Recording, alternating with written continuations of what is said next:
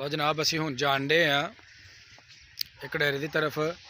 तो तुहानू डेरे के जोड़े मंजर ने ना वो हुण वहाने आ तो इंशाअल्लाह तुहानू वेख के तो मज़ा आएगा। तो चलो जनाब हुण डेरे की तरफ चलने हैं। बिस्मिल्लाहिर्रहमानिर्रहीम। अस्सलाम वालेकुम दोस्तों, कैसे हो तुसी? उम्मीद करने हैं तुसी बिल्कुल ठीक ठाक होवोगे। अल्हम्दुलिल्लाह असी भी बिल्कुल ठीक ठाक हाँ।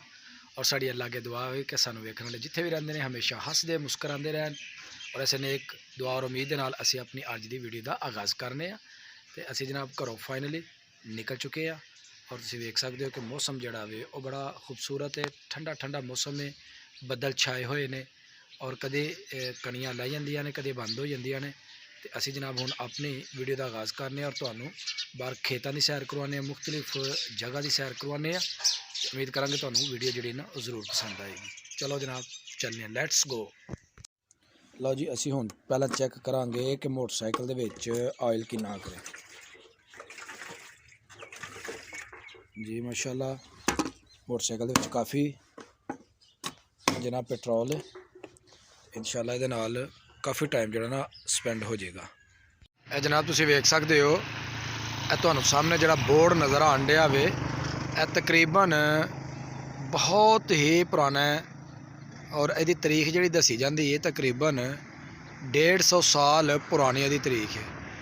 तो बोर्ड तकरीबन कम दा कम एक कनाल के रकबे दे विच जिहड़ा है ना यह फैलिया होया और इहदी छां जिहड़ी है वो बड़ी घनी है और बड़ा खूबसूरत है जनाब। बड़िया ही इत्ते अपना कमाल का फल लगता, गोला जिन्हों कहा जाता है।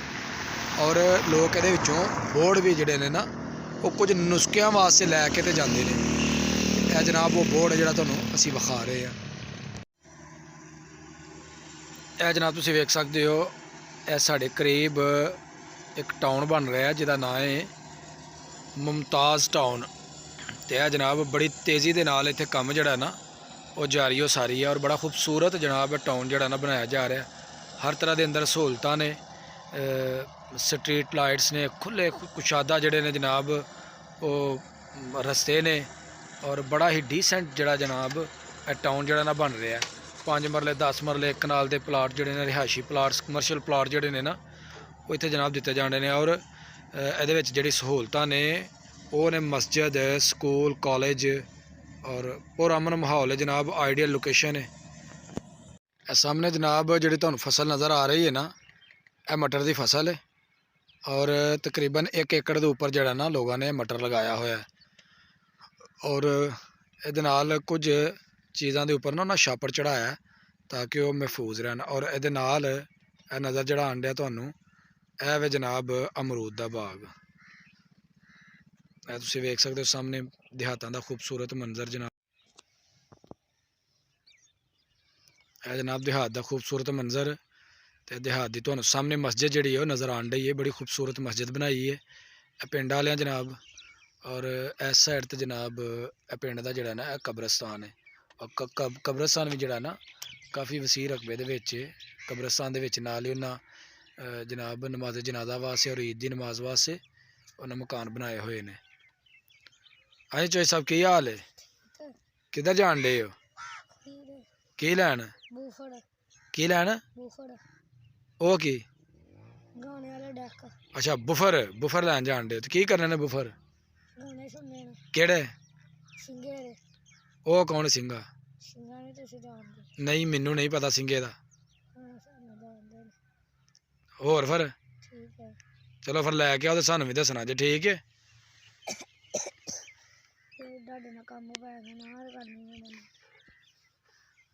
यह जनाब सामने जड़ा ना यह तुहानू जड़ा नज़र आन दिया यह हिंदुओं का टैंपल होंदा ही जनाब। उन्हें एक छोटा जिहा कमरा तो उपर जनाब एक उन्हें गुंबद जिहा बनाया। तो यह जनाब वो नज़र आ रहा होएगा। यह तुहानू चूँकि मैं दूर तो मनाजर जड़े ना वहान दिया वा नाल दे देहातां दे जनाब खूबसूरत मंजर। यह जनाब बाहर डंगर जड़े ने ना खुली आबो हवा दे विच लोकां ने बन्ने ने जनाब। इस साइड तो भी जनाब तुसीं वेख सकते हो इधर भी अपना लोगों ने अपना मज्जां भैंसां जड़ियां ने इधर भी बन्नियां ने और बड़े मज़े दे नाल जनाब सुबह का ना चारा खा के तो इत्थे लेटे ने। सूरज की हल्की हल्की जी है ना वो किरणां निकलनियां शुरू हो गई ने तो बड़े मज़े दे नाल जनाब इत्थे लेटियां। मेरे सामने साइड ते तुहानू कुत्ते नज़र आ रहे हैं। 4-5 कुत्ते जिहड़े ने जनाब वो इकट्ठे होए ने। इस साइड तो तुसीं घोड़ा वेख सकदे हो जनाब। ते जमींदार जिहड़े ने ना किसान पट्ठे लिआंदे ने जनाब। ਉਹ गधा ਵੱਜਿਆ। ਇਹ जनाब ਹੁਣ ਤੁਹਾਨੂੰ ਜਿਹੜਾ ਵਿਊ ਵਿਖਾਣ ਡੇ ਆ, ਇਹ ਮੇਨ ਰੋਡ ਦਾ ਵਿਊ है। बड़ा खूबसूरत है जनाब। बारिश भी ठंडे हुई है तो बारिश की वजह से जरा पानी है ना सड़कों पर भी खड़ा हो गया हल्का हल्का। देख सकते हो जनाब रोड का भी जरा हाल है ना वो माड़ा ही है।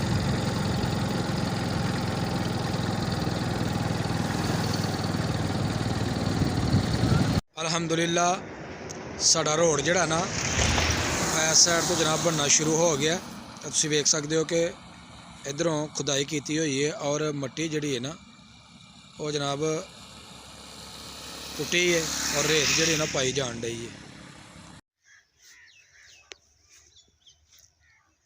जनाब मझां ते गाइयां जड़ियां ने ना वो जनाब घास के उपर जड़ियां ना वो लेटियां ने ते आराम कर रही ने। ते जनाब बड़े अपना मज़े दे नाल लेटियां ने। छोटे बिछड़े जड़े ने सुते हुए ने। ते दिन जड़ा ना वो माशाअल्लाह हुण पूरी अपनी आबो ताब दे उत्ते वे ना कोई अपना इन्नी गर्मी ते ना इन्नी ज़्यादा सर्दी है। हल्का हल्का सूरज भी जड़ा लगा है। लो जनाब सारे डंगर जड़े ना सानू हुण वेख के शायद इन्हां नूं पता है कि ना साडी वीडियो बनानी है ते जनाब सानू वेख के ते उठ पे ने ते इधर मुँह कर लेना कि जनाब साडी वीडियो जड़ी ना जरा चंगी तरह बनावो। हाँ भाई तेरा की ना है कटा है जनाब कटियां कटे जनाब वछियां बछे इत्थे बजे ने। ए जनाब छप्पड़ दा हसीन मंजर ए वेखो। है जनाब तुहाडे सामने जाल कुकड़ियां उड़ के जान रही ने। वेखो बेशुमार जनाब परिंदे। ए जनाब बगला उड़ के जान दिया वे। तुहानूं करीब तो जनाब विखा रहे हैं। आंख मझोलियां पुछ करन डे हैं। जनाब डेरियां दे मंजर। लो दोस्तों साडी अज दी वीडियो जी ना वो हो गई है मुकम्मल। अगर तुहानूं साडी वीडियो लगे चंगी तो मेरी वीडियो नूं लाइक कर देना।